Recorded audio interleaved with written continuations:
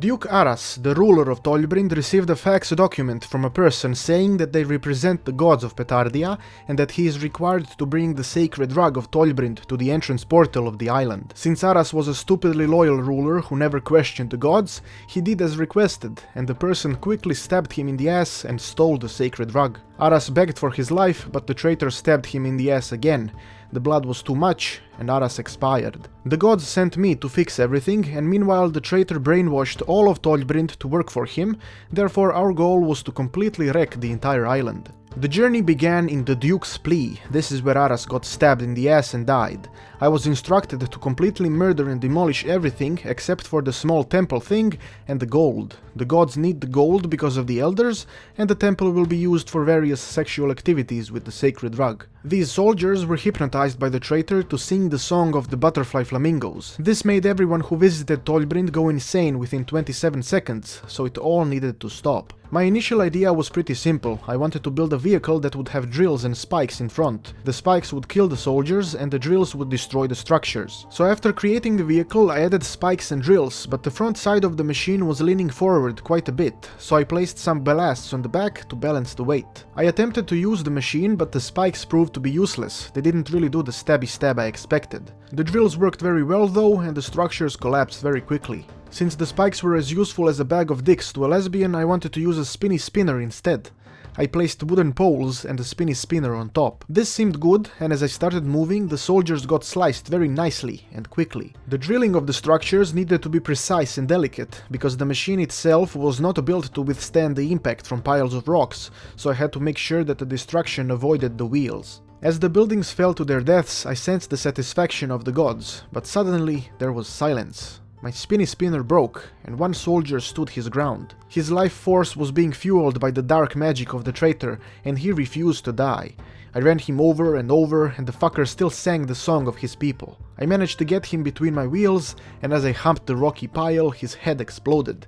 The gods opened the portal to the next zone. Upon teleporting, I got to the Highland Shrine. This shrine used to be a place where all the dukes of Besiege gathered and worshipped the gods of Petardia, but now the traitor gathered a bunch of butterfly flamingo babies to endlessly circle around it. Anyone who comes close gets turned into a butterfly flamingo baby themselves. The land of Besiege lost 17 men to this terrible curse. I had the mission of clearing the shrine from this ugly disease. My machine burned down in the previous zone, so I had to build a new one.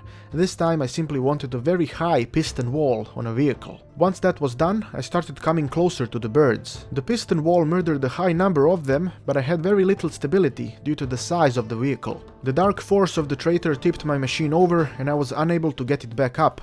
It is truly terrible when this happens, and I should have spent more time preparing, but I ended up embarrassing myself and the gods. I tried again, and this time I added extra blocks on the sides to prevent it from tipping over. The piston wall was now stable, and the birds started rapidly slamming into it and dying.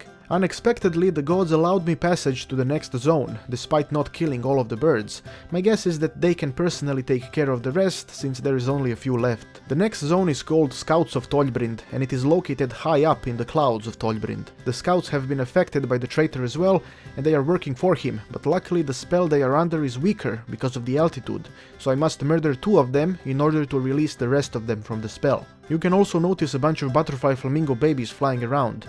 They're actually harmless at this height, so there is nothing to worry about. The biggest problem here was my inability to create a decent flying machine. The gods refused to assist me any further, so I had to create something that would be able to destroy 2 scout balloons. I wanted simplicity, so I created a simple body shaped like a plus, added flying blocks on the sides and balloons on top. The underside has 1 spike that should be able to pop the scouts' balloons. This wasn't good, because the machine was too heavy, so I added more balloons.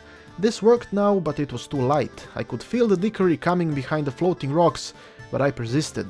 After a lot of small adjustments, I ended up with a relatively stable flying machine, but once I used it, it wasn't working well, because I couldn't go up and down and the stupid fucking thing kept avoiding the scouts. It was clear to me that I needed to place flying blocks on top and under the body of the machine. The machine was now ready, full of balloons, flying blocks and spikes. Controlling it was a bit fucky, and it tickled me in places I didn't like, but the first balloon got aggressively popped as I smashed through it. The second balloon was a bit more difficult to pop, simply because I panicked every 4 seconds. The gods instructed me to gently touch my butt every time this happens, so I touched my butt and gained control over my machine. I approached the balloon very slowly and carefully, and the bitch got popped. The gods were proud, but I still had work to do. The next zone brings something new to the table that is already full of dicks.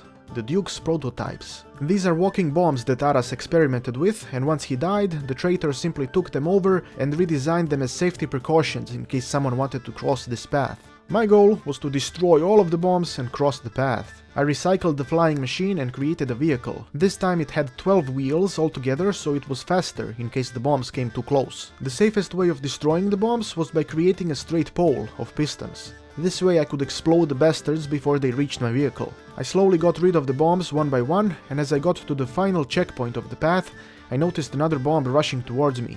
I attempted to maneuver myself into a position where I can blow it up, but it came too close, and as it exploded, it launched me into a dance of death. Instead of doing the same thing again, I added more pistons to the piston pole. This gave me more protection and some flexibility against the suicidal bastards. It went very smoothly, none of them were able to come even a little bit close, and the entire path was cleared. The joy didn't last long, because in the next zone, the Duke's deer fighters were waiting to stop me. Aras worked really hard to create these fighters, and I was forced to destroy them. This was very sad, but even in Petardia, unfortunate things happen. My initial plan was to create a flying machine that would have drills, so I can drill through the targets.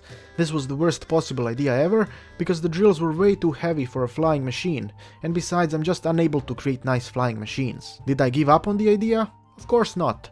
The second flying machine I attempted to create had cannons in front and a bunch of flying blocks and balloons to control it in the air. I tried so hard to make it work. It was like trying to teach a cat to play chess. It's just gonna keep pushing all pieces down the table, no matter what you say or do. I was actually able to fly long enough to fire a cannon into the first ship. It did get destroyed, but I lost control pretty quickly. I should just give up on flying machines altogether. The new, better idea was to add pistons in the middle of a vehicle and then add cannons spacing up. This wasn't enough though, because the traitor managed to replicate the suicidal bombers from the previous zone, so I needed more pistons to defend the machine with. I also put a decoupler before the pistons, so I can detach them when they stop being necessary. I was ready to bring death to the excrement in this zone. Firstly, I wanted to destroy the bombers, because then I will be able to freely move across the land without too much trouble. The first bastard died very easily, but as I came closer to the second one, I activated my pistons and the explosion shattered my machine. Accidents happen when you're not careful about where you extend your parts into. Instead of changing the piston key bindings, I just restarted everything and decided to be careful. The bombers died, and now the ships needed to do the same. I wanted to start with a ship that was very high off the ground. This way, when I destroy it, I will have enough time to escape the falling parts. I positioned myself and fired. As soon as the cannon shooting button was squeezed, so was my butthole, in hopes that I will avoid the deadly blades of the ship. Death was avoided, and on I went towards the second ship. I did the same thing with the second ship, and it went smoothly yet again. The third ship, however, was very low off the ground, and it had a ship box. The ship box was easily destroyed, but once I shot the ship, the pieces fell very close to me, and I wasn't able to escape very quickly. The blades were terribly close to my wheels, and I lost some of them, but I'm not a quitter. I jerked my machine back and forth, and despite the dicks stuck under my machine, I managed to set myself free. As I came closer to the ship, I got stuck again, but I began squirming around like a gazelle that is stuck in a lion's grip, and luckily the lion let go. The ship was ready to die. I had one more cannon left, but I did not want to use it. This ship died as I penetrated his bottom using my pistons.